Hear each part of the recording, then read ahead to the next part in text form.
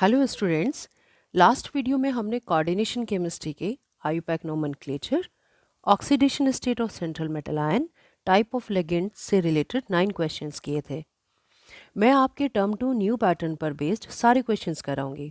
हम assertion, reason, case study, short answer type questions, 2 marks questions and 3 marks questions हम सब यही करने वाले हैं। और आपको मेरी वीडियो देखने के बाद शायद कोई मॉडल क्वेश्चन पेपर या क्वेश्चन बैंक खरीदने की ज़रूरत भी ना पड़े। तो चलिए क्वेश्चन शुरू करते हैं। और आप लाइक, शेयर, सब्सक्राइब करना ना भूलिएगा। और आपकी स्क्रीन पर है क्वेश्चन नंबर 10। क्वेश्चन नंबर 10 में दिया गया है the crystal field splitting energy of octahedral and tetrahedral complex is related as. ये दोनों एक दूसरे से कैसे रिलेटेड है? Crystal field splitting energy octahedral की और टेट्राहीड्रल की। तो आप ध्यान रखिएगा, ऑक्टाहीड्रल में होते हैं 6 लिगेंड और टेट्राहीड्रल में होते हैं 4 लिगेंड। ऑक्टाहीड्रल की जो क्रिस्टल फील्ड स्प्लिटिंग एनर्जी होती है वो टेट्राहीड्रल से ज़्यादा होती है। तो इनके बीच का कोरिलेशन होता है, splitting energy of tetrahedral is equal to 4/9 into delta O. So answer is C. C is the answer. Now come to the next question. इस क्वेश्चन में बच्चों आपको मैग्नीज, आयरन और कोबाल्ट के ऑक्टाहीड्रल कॉम्प्लेक्स दिए गए हैं। ऑक्टाहीड्रल कैसे है? क्योंकि यहाँ पर 6 मोनोडेंटेट लिगेंड प्रेजेंट है। क्वेश्चन में पूछा है कि which of the following inner orbital octahedral complex ion are diamagnetic. इनमें से कौन सा डायमैग्नेटिक होगा? तो उन्होंने खुद ही बता दिया इनर ऑर्बिटल है, ऑक्टाहीड्रल कॉम्प्लेक्स है। अच्छा, एक बार समझ लेते हैं कि इनर ऑर्बिटल वैसे बोलते किसको हैं। इनर ऑर्बिटल कॉम्प्लेक्स जो हैं ये किसको बोलते हैं? तो आप ध्यान रखिएगा, जब भी आप 3D यूज़ करोगे हाइब्रिडाइजेशन में 4s एंड 4p, ये ऑक्टाहीड्रल के लिए बता रही हूँ। तो 3D में से आप 2 ऑर्बिटल यूज़ करोगे। 4s में तो एक ही होता है और 4p के तीनों ऑर्बिटल जब आप यूज़ करते हो तो इससे हाइब्रिडाइजेशन बनता है D2sp3। ये D कहाँ से आया? ये 3D से आया है। ये S कहाँ से आया? ये 4s से आया है, यानी फोर्थ शेल से आया। P किसका है? फोर्थ शेल का P है। तो अब आपको समझ आ गया होगा इनर ऑर्बिटल कॉम्प्लेक्स क्या होंगे, जिसमें n-1 D ऑर्बिटल आप यूज़ करते हो। और कितने ऑर्बिटल? केवल आपको 2 ऑर्बिटल्स यूज़ करने हैं, ओनली 2 ऑर्बिटल्स। ठीक है, अब हम बात करते हैं कि डायमैग्नेटिक क्या होता है। डायमैग्नेटिक होता है बच्चों जब मेटल एटम के जितने भी लिगेंड उस पर प्रेजेंट है सारे के सारे पेयर्ड हों। डायमैग्नेटिक क्या होगा? डायमैग्नेटिक होगा, डायमैग्नेटिक होता है all electrons are paired, all electrons are paired. अगर एक भी अनपेयर्ड यहाँ पर प्रेजेंट होगा तो ये पैरामैग्नेटिक हो जाएगा। ये बात भी आपको समझ आती है। अब हम इन मेटल के इलेक्ट्रॉनिक कन्फिगरेशन देखते हैं। चलिए मैं शुरू करती हूँ आयरन से। आयरन क्या होता है? 26 और इसका इलेक्ट्रॉनिक कन्फिगरेशन होता है 3d6 4s2। ठीक है, अब आयरन यहाँ +3 ऑक्सीडेशन स्टेट में दिया गया है। ऑक्सीडेशन स्टेट कैसे निकालते हैं इससे पहले वाली वीडियो आप देख सकते हैं। तो यहाँ पर आयरन +3 ऑक्सीडेशन स्टेट में है। तो 3 इलेक्ट्रॉन अगर हम निकालेंगे तो पहले 4s से गया 2 इलेक्ट्रॉन और 1 इलेक्ट्रॉन D से गया, ये बचा 3d5। ये 3d5 केस है, D5 केस है। ये जो D में 5 इलेक्ट्रॉन प्रेजेंट है, चूंकि तुम्हारे पास में यहाँ पर 2 लिगेंड दे रखे हैं पूरे ही कॉम्प्लेक्सेस में, यानी आयरन में तो चलो Cn दे रखा है, यहाँ पर एक NH3 इस क्वेश्चन में और एक Cn दे रखा है। ये दोनों ही स्ट्रॉन्ग फील्ड लिगेंड कहलाते हैं। और जो स्ट्रॉन्ग फील्ड लिगेंड होते हैं ये इनका काम क्या होता है? पेयरिंग कराने का। पेयरिंग किसकी कराते हैं? Pairing of electrons which are present on central metal ion. तो मेटल आयन पर जो भी इलेक्ट्रॉन प्रेजेंट होंगे उनको पेयरिंग करा के ये 2 ऑर्बिटल खाली करा लेंगे। ये बात आपको समझ आती है। डी के अंदर कितने ऑर्बिटल्स होते हैं? 5 ऑर्बिटल्स होते हैं। यहाँ आपके पास में आयरन 3+ में 5 इलेक्ट्रॉन बचे हैं डी के अंदर। अब Cn आएगा, उसको ये लास्ट वाले 2 इलेक्ट्रॉन 2 ऑर्बिटल चाहिए, लास्ट वाले 2 ऑर्बिटल चाहिए। तो ये क्या करेगा? ये इनकी पेयरिंग करा देगा 1 2 3 4 एंड 5। और ये वाले ऑर्बिटल कौन यूज़ करेगा? ये Cn यूज़ करेगा। चलिए 4s का हो गया और मैं यहाँ पर आपको 4p भी बना के दिखा देती हूँ। ये जो मैंने क्रॉस लगाए हैं ये इलेक्ट्रॉन कहाँ से आए हैं? ये 6 जो Cn आए हैं वो अपने इलेक्ट्रॉन देंगे यहाँ पर, राइट। और यहाँ से जो हाइब्रिडाइजेशन बनेगा ये बनेगा D2sp3। ऑक्टाहीड्रल कॉम्प्लेक्स बनेगा इनर ऑर्बिटल। क्वेश्चन में क्या पूछा आपसे? क्वेश्चन में आपसे पूछा है कि भाई डायमैग्नेटिक कौन सा होगा? ये तो डायमैग्नेटिक नहीं होगा। क्यों नहीं होगा? क्योंकि देखो यहाँ आपको एक अनपेयर्ड इलेक्ट्रॉन दिखाई देता है, अनपेयर्ड इलेक्ट्रॉन है ये, तो इसलिए ये तो नहीं होगा। अब हम मैग्नीज के बारे में बात करते हैं, ये आपको समझ आ गया होगा। और सेम ऐसे ही हम मैग्नीज को चेक करेंगे। तो मैग्नीज में दे रखा है बच्चों, जो मैग्नीज है ये भी +3 ऑक्सीडेशन स्टेट में है। पर मैं पहले मैग्नीज जो कि 25 एटॉमिक नंबर होता है, इसका इलेक्ट्रॉनिक कन्फिगरेशन होता है 3d5 4s2, राइट। यहाँ से 3 इलेक्ट्रॉन अगर हम निकालते हैं तो 4s से 2 गए और ये बचा आपका 3d4 केस। 3d4 में Cn आपको दे रखा है, तो ये भी इसकी पेयरिंग करा देगा बच्चों, 1 2 3 एंड 4, ठीक है। और ये वाले ऑर्बिटल जैसे आपने पहले देखा, ये कौन यूज़ करेगा? ये Cn यूज़ करेगा, राइट, D2sp3 बनाने में, राइट। तो यहाँ पर कितने ऑर्बिटल प्रेजेंट है, सॉरी यहाँ पर कितने इलेक्ट्रॉन प्रेजेंट है अनपेयर्ड? यहाँ तो 2 इलेक्ट्रॉन प्रेजेंट हो गए। अनपेयर्ड है तो ये क्या होगा? ये तो पैरामैग्नेटिक हो जाएगा। इसकी वजह से अनपेयर्ड इलेक्ट्रॉन प्रेजेंट होने की वजह से ये पैरामैग्नेटिक हो जाएगा। ये बात समझ आती है? यानी ये भी नहीं है क्योंकि वो तो डायमैग्नेटिक पूछ रहे हैं। चलिए अब हम बात करते हैं कोबाल्ट के बारे में। कोबाल्ट होता है D7 का केस, 3d7। कैसे? Cobalt is 27 and electronic configuration is 3d7 4s2, okay. Cobalt भी आपका +3 ऑक्सीडेशन स्टेट में है, 3 इलेक्ट्रॉन निकाल देते हैं, 3d6 4s0 का केस बचाता है, आगे 4p0 है, ठीक है बच्चों। अब यहाँ पे क्या दे रखा है? यहाँ पर आपको दिया है ammonia.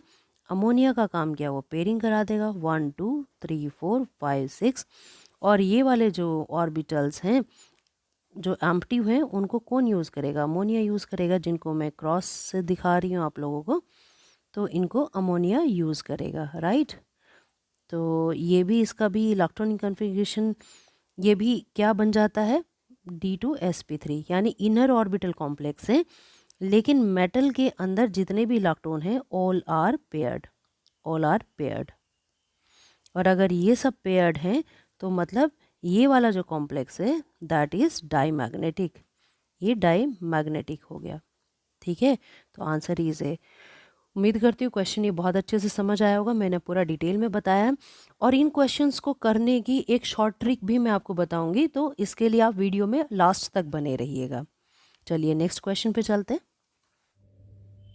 In this question, they are asking what will be the correct order of absorption of wavelength of light in visible region for the complexes। आपको कोबाल्ट के 3 कॉम्प्लेक्सेस दिए हैं और तीनों ही कॉम्प्लेक्सेस में कोबाल्ट +3 ऑक्सीडेशन स्टेट में है और यहाँ पर 3 डिफरेंट लिगेंड्स प्रेजेंट है।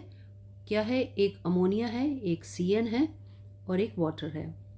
तो बच्चों अगर आप इसका स्पेक्ट्रोकेमिकल सीरीज देखते हो लिगेंड्स की, तो उसमें जो स्पेक्ट्रोकेमिकल सीरीज दे रखी है CFSC के इंक्रीजिंग ऑर्डर को रिप्रेजेंट किया गया है।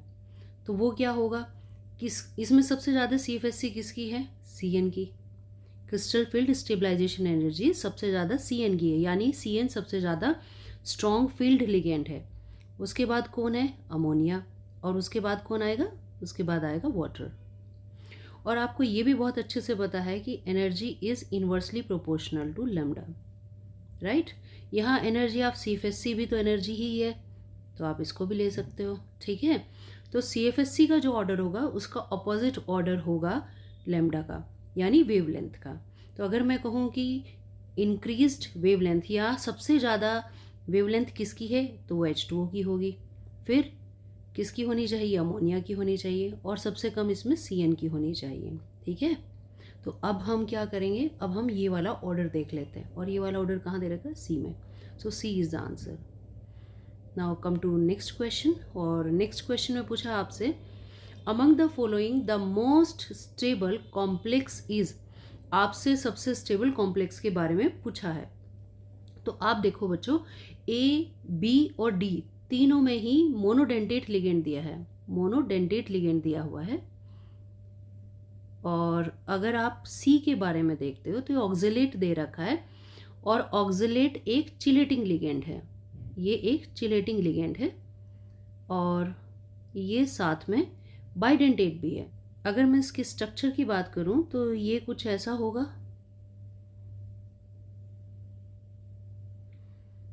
तो ये अपने दोनों ऑक्सीजन से आयरन से जुड़ा होगा, ठीक है।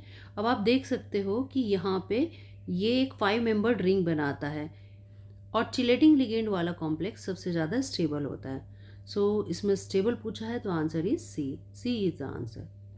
कम to next question. How many ions are produced from the complex. ये कॉम्प्लेक्स दिया है और पूछा है कि सॉल्यूशन में कितने आयन यहाँ से मिलेंगे आपको। तो सबसे पहले हम इसको अच्छे से लिख लेते हैं कॉम्प्लेक्स को, एंड इसका कोऑर्डिनेशन स्फीयर में क्या आने वाला है, यहाँ 6 ammonia as a ligand present है, और Cl2 इसके आयनाइजेशन स्फीयर में है। जब आप इसको वाटर में डालते हो तो वाटर के अंदर जब आप डिज़ोल्व करोगे, इसका एक्वस सॉल्यूशन बनाओगे, तो बच्चों ये कुछ इस तरह के आयन देगा। ये 2 Cl देगा और एक कॉम्प्लेक्स कैटायन देगा। ये है आपका कॉम्प्लेक्स कैटायन, राइट, और ये 2 Cl दे रहा है। तो 2 Cl हो गया और एक ये हो गया, तो टोटल हो गए 3 आयंस आपको यहाँ से मिलने वाले हैं। So answer is C, C is the answer.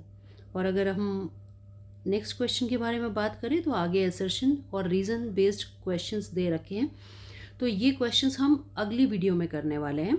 लेकिन मैंने आप लोगों को अभी बताया था कि मैं आपको इससे 2 क्वेश्चन पहले मैंने एक क्वेश्चन शुरू किया था, जिसमें कि मैंने कहा था मैं लास्ट में, वीडियो के लास्ट में एक ट्रिक बताऊंगी।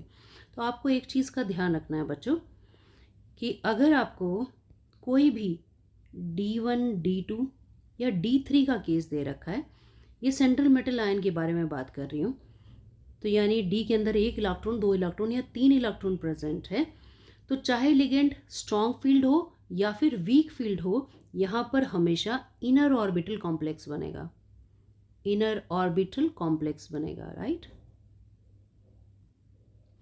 और अगर मैं D7, D8, D9 और D10 के बारे में बात करूं, तो ऑक्टाहेड्रल कॉम्प्लेक्सेस में हमेशा बाहर का D यूज़ होगा, तो यहाँ पर ऑक्टाहेड्रल जो कॉम्प्लेक्स बनेगा ये आउटर ऑर्बिटल कॉम्प्लेक्स बनेगा, ये आउटर ऑर्बिटल कॉम्प्लेक्स बनने वाला है।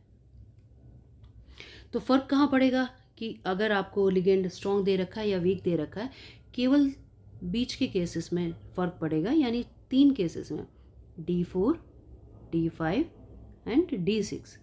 इन 3 केसेस में अगर आपका लिगेंड स्ट्रॉन्ग फील्ड दिया है, यानी स्ट्रॉन्ग लिगेंड प्रेजेंट है, तो वो ये पेयरिंग कराएगा।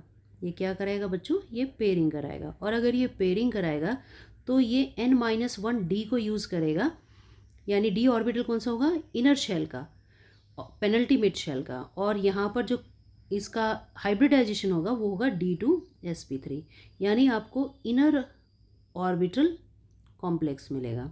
और अगर लिगेंड यहाँ पर वीक है तो यहाँ कोई पेयरिंग नहीं होगी, नो